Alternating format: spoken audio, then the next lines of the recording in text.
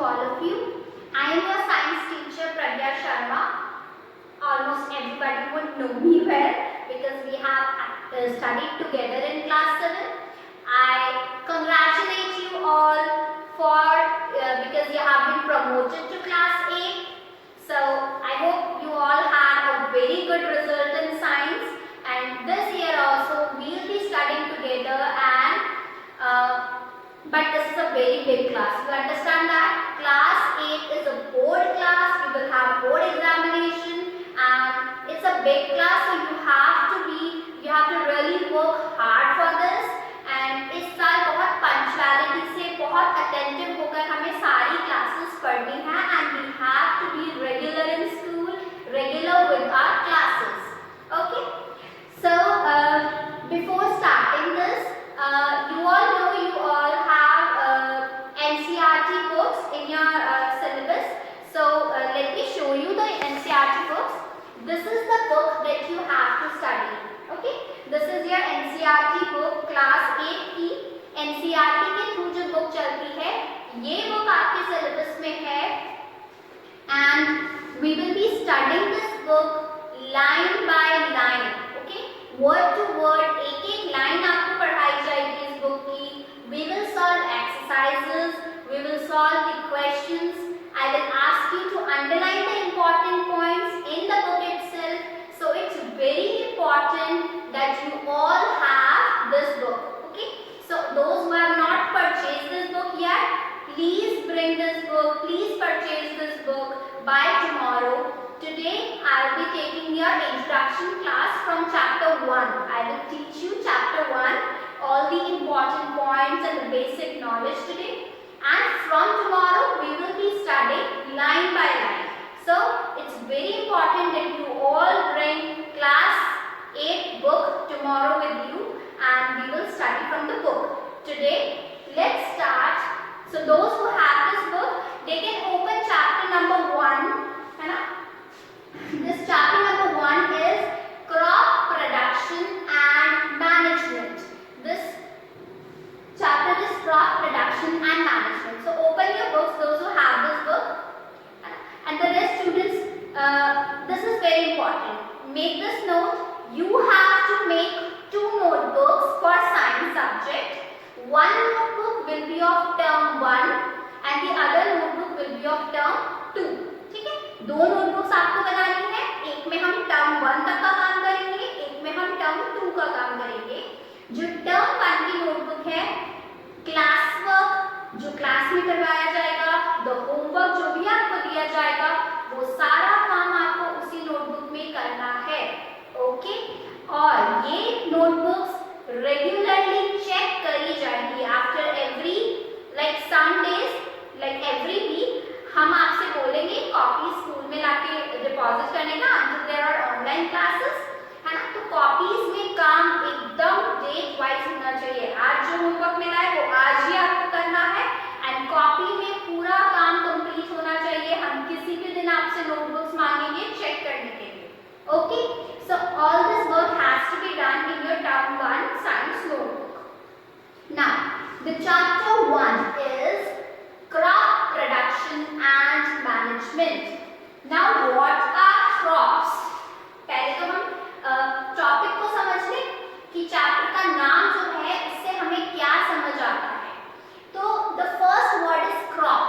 crop का मतलब क्या होता है? जो भी हम खेती करते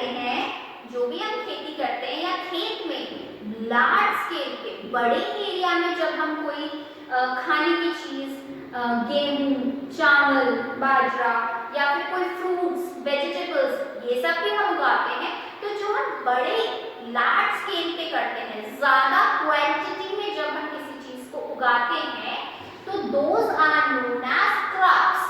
डिड यू गेट दैट? तो क्रॉप प्रोडक्शन, प्रोडक्शन का मतलब बनाना, उत्पादन करना. तो क्रॉप्स को बनाना एंड मैनेजमेंट, उनको मैनेज करना कि जो भी हमने क्रॉप्स उगाई, अब हमें उसे किस तरह से हम उसे बनाने के बाद किस तरह से हम उसे बड़ा करेंगे क्रॉप्स को, हम उनको काटेंगे, फिर हम उनको सफाई करेंगे, हम उन्हें स्टोर करेंगे. तो किस तरह से हम उसे स्टोर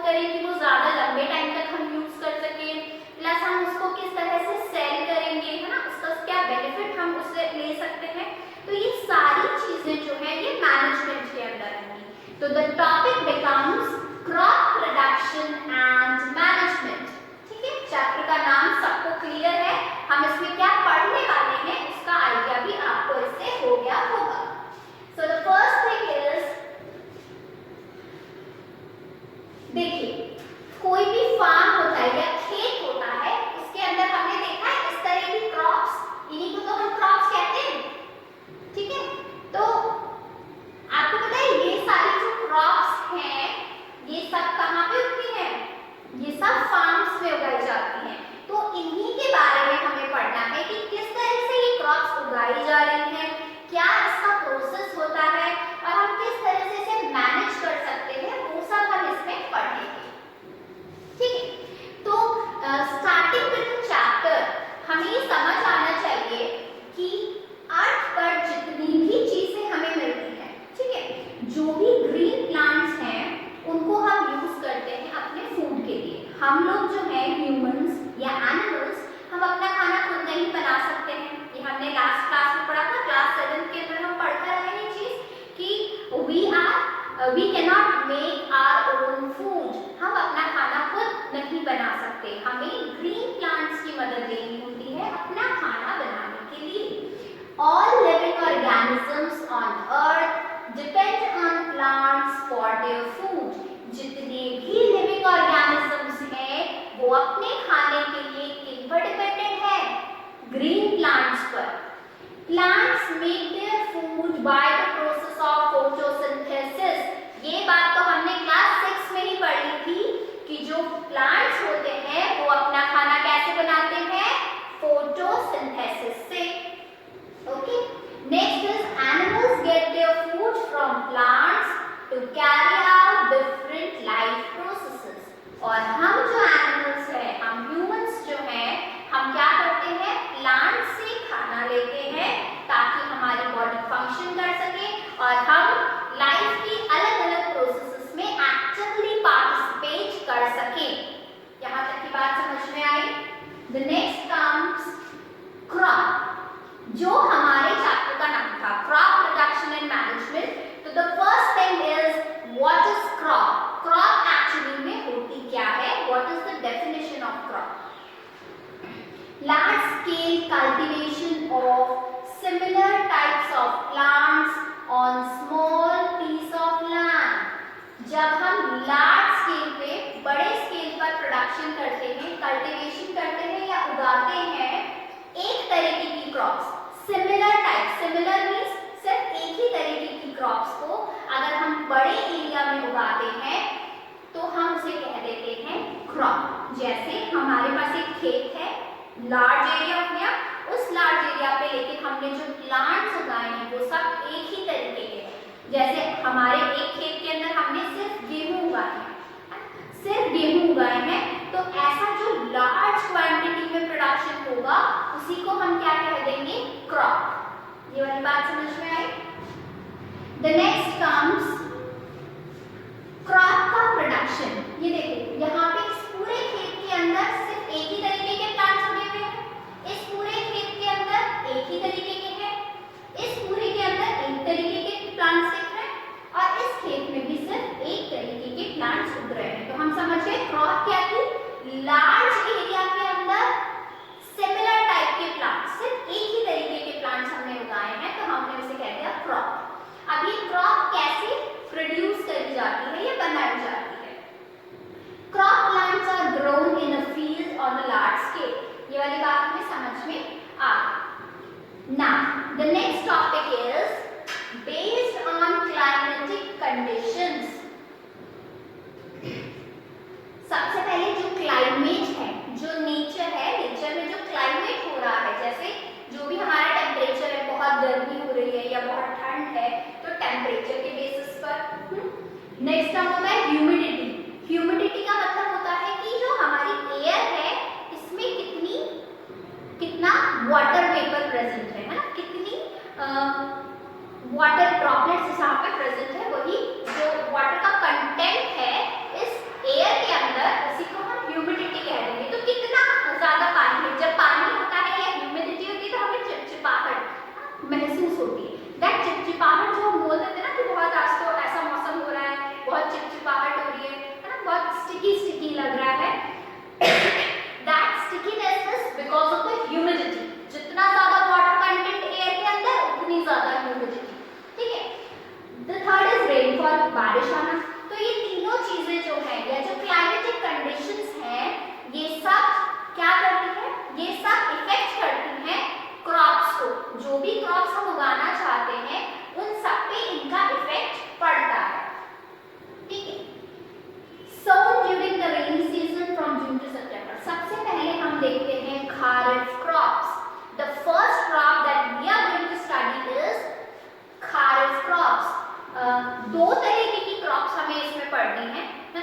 सीजन, किस सीजन में कौन सी क्रॉप को उगाया गया, कब उसे काटा गया, उसके बेसिस पर हम दो तरीके की क्रॉप्स पढ़ते हैं। तो पहली होती है खारिफ क्रॉप्स।